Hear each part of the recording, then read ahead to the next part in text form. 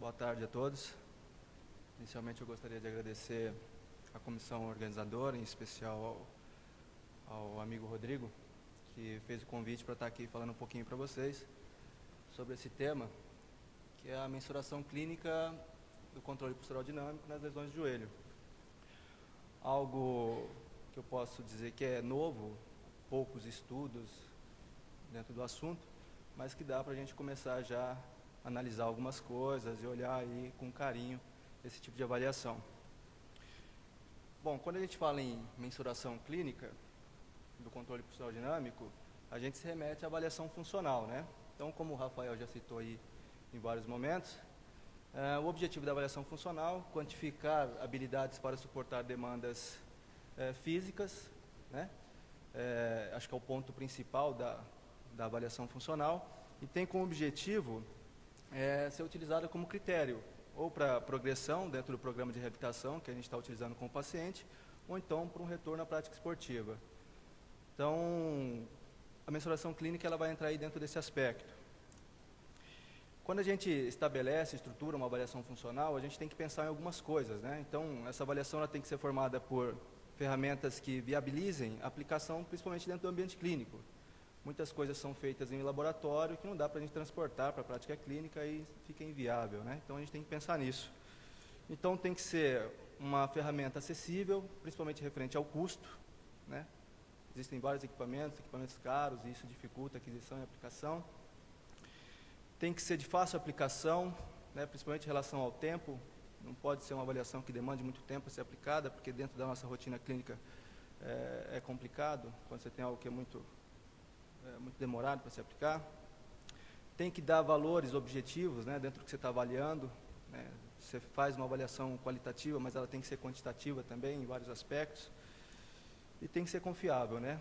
Principalmente dentro do aspecto de reprodutibilidade, né? Repetir valores sempre que você avalia o indivíduo, e esses valores não variam de forma significativa.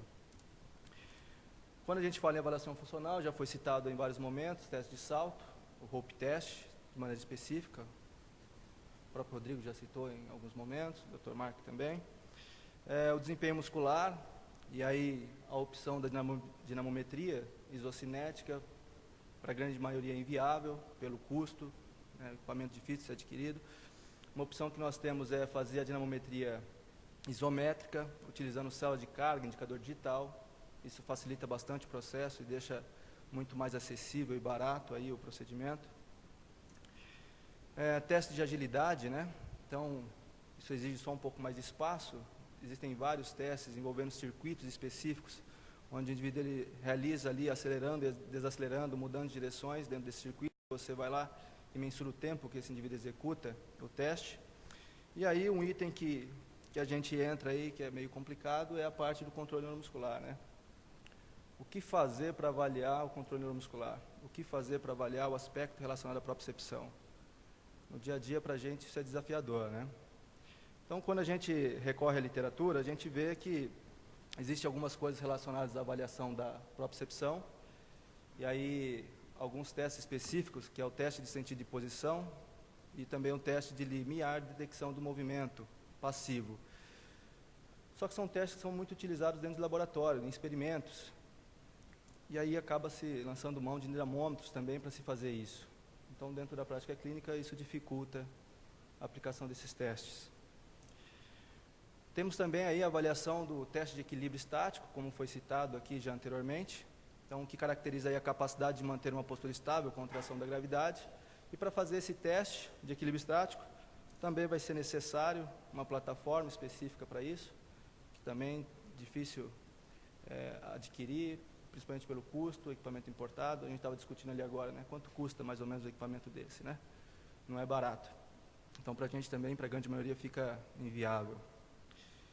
E aí, uma outra forma de avaliação relacionada aí à parte do controle neuromuscular é o teste de equilíbrio dinâmico, que aí, diferente do estático, você tem uma alteração da posição do centro de gravidade durante a aplicação desse teste. E aí, o que nós temos para avaliar isso? Buscando na literatura, estudando um pouquinho, indo atrás, a gente tem um teste chamado Star Excursion Balance Test, que é o SEBT, né, abreviação. E aí é um teste que está sendo utilizado já existem algumas publicações que aplicam esse teste. E como que ele funciona?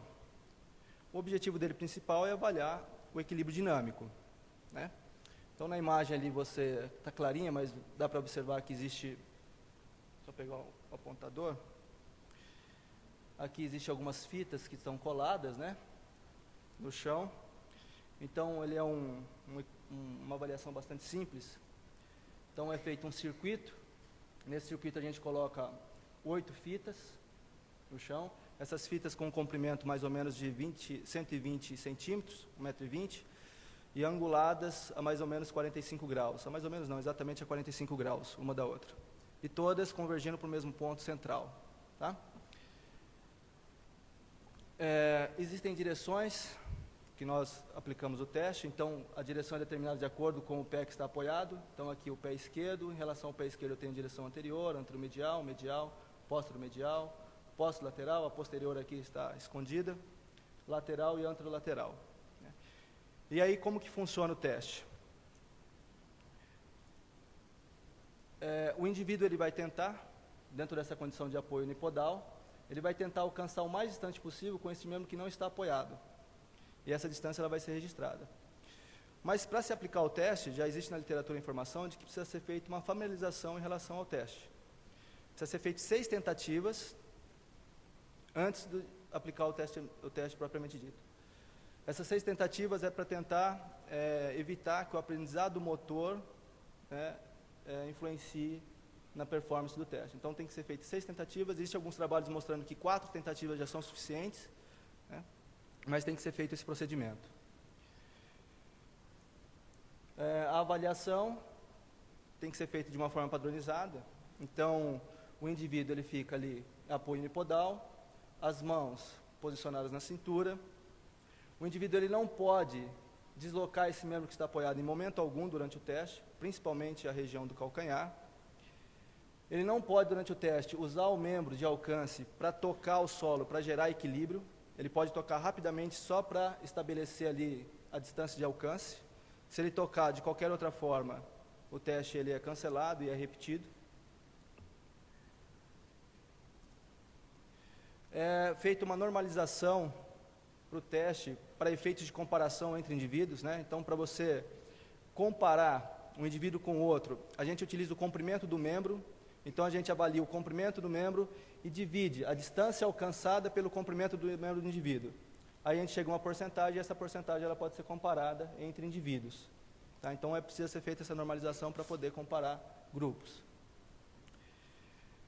Já foi avaliada a confiabilidade desse teste, e alguns estudos mostram aí um resultado satisfatório, variando de 0,82 a 0,87, né, dependendo da direção que é testada.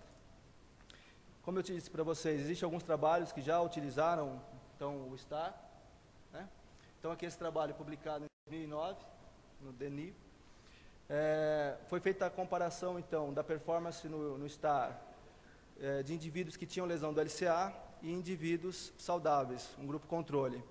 E o que eles verificaram quando compararam esses dois grupos? Que os indivíduos com lesão do LCA, eles tinham uma diferença significativa no controle postural dinâmico quando se comparava com indivíduos sem lesão. Tá? Então, identificaram que indivíduos com lesão do LCA realmente têm uma alteração do controle postural dinâmico. Um outro trabalho que fez a relação aí entre o tape patelar, a dor patelofemoral, a cinemática do membro inferior e o controle postural dinâmico. E o que eles verificaram? Eles verificaram que quando se utiliza a bandagem, ocorre uma redução, né? Essa bandagem, uma bandagem utilizando ali um deslizamento medial da patela, ocorre uma redução da dor para grande parte dos indivíduos, e esses indivíduos melhoram a performance no CEBT, quando se aplica a bandagem. Tá? Aqui existe todo um aparato que é para avaliar a cinemática aqui desse membro também, né? durante esse teste. E um outro trabalho que também utilizou o STAR, só que de uma forma aí mais simplificada, existem alguns trabalhos que mostram que é redundante você avaliar todas as direções. Então, alguns trabalhos já resumem a avaliação em 3 direções: direção anterior, posto-lateral e posto-medial. Então, foi isso que foi feito nesse trabalho. E eles utilizaram essa avaliação para tentar predizer aqueles indivíduos que são mais suscetíveis à lesão do membro inferior, né? E o que eles verificaram? Eles encontraram um achado interessante, que os indivíduos que apresentam aqui, para a direção anterior, uma diferença maior que 4 centímetros, eles são praticamente 3 vezes mais suscetíveis à lesão na extremidade inferior, incluindo a lesão do LCA.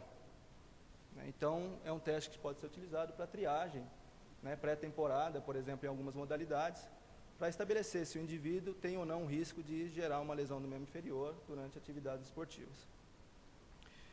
Bom, baseado nesse teste, eu sou um cara meio professor Pardal, o Rodrigo já me conhece há algum tempo em relação a isso, eu desenvolvi um protótipo para tentar facilitar ainda mais o processo de avaliação. E, diante de todos os estudos que foram publicados, eu venho já estudando isso há algum tempo, dentro da minha prática clínica, dentro do ambiente clínico, eu tenho avaliado somente a direção anterior, até para tornar a avaliação mais rápida, né, que ela é mais sensível à direção anterior para poder verificar aí o controle postural dinâmico. Então, como que é o equipamento? Equipamento simples, é um equipamento que são 2 plataformas, uma plataforma onde o indivíduo fica apoiado ali, de forma unipodal. Existe uma outra que é uma deslizante, que apresenta aqui fitas métricas anexadas, né? E aqui uma guia e um dispositivo que desliza sobre essa plataforma aqui. Então, o indivíduo, ele sobe nessa plataforma, faz aqui o alcance deslizando esse dispositivo e eu tenho imediatamente já a distância que ele consegue alcançar, né? Aqui uma vista um pouquinho mais detalhada em relação ao posicionamento da fita e do dispositivo. Um equipamento bastante simples, fácil de ser executado. Aqui mostrando a avaliação, então ali o indivíduo, dentro daquela posição padronizada, ele vai, faz ali o alcance, o mais distante possível, retorna à posição original. Além de uma avaliação quantitativa, a gente faz uma avaliação qualitativa também do controle desse membro durante o teste, tá? Isso é importante. Aqui mostrando uma outra direção, uma direção medial. Então, é só eu inverter a posição do indivíduo sobre essa plataforma, eu consigo avaliar todas as direções que o STAR possibilita avaliar. Bom, mostrar algumas coisas aqui, rapidamente, de que forma que eu tenho utilizado. Então, aqui um caso de um paciente jogador de futebol profissional, com 19 anos, ele foi submetido a uma reconstrução do LCA utilizando o enxerto tendão patelar. O membro lesado dele é o esquerdo. Aqui uma outra vista mostrando o teste. Então, ali executando o alcance o mais distante possível e retornando na posição inicial. Não sei se vocês estão observando aqui no fundo, a estrela, a gente chama de estrela, né? Eu já utilizo no serviço ela há vários anos, só que a gente utilizava para treinar o controle neuromuscular. Utilizava como forma de tratamento, de treinamento. E aí começaram a surgir esses trabalhos e aí começou a ser utilizada também para avaliação. A gente utiliza uma plataforma ali que já tem os adesivos colados para não ter que ficar colando no chão e tirando, senão o pessoal da limpeza briga comigo lá na clínica. Porque isso gruda, mancha todo o piso. O que a gente encontrou? Então, após a cirurgia, ele foi avaliado com 6, 8 e 10 semanas. Só a direção anterior, comparando o membro direito e esquerdo. Lembrando que o membro operado é o esquerdo. Então, aqui, com 6 semanas, ele apresentava uma diferença aqui significativa, 87 centímetros para o lado esquerdo, 90,5 para o lado direito. Né? Depois, com 8 semanas, já houve uma melhora significativa do controle postural dinâmico. E com 10 semanas, ele praticamente já igualou esse controle postural.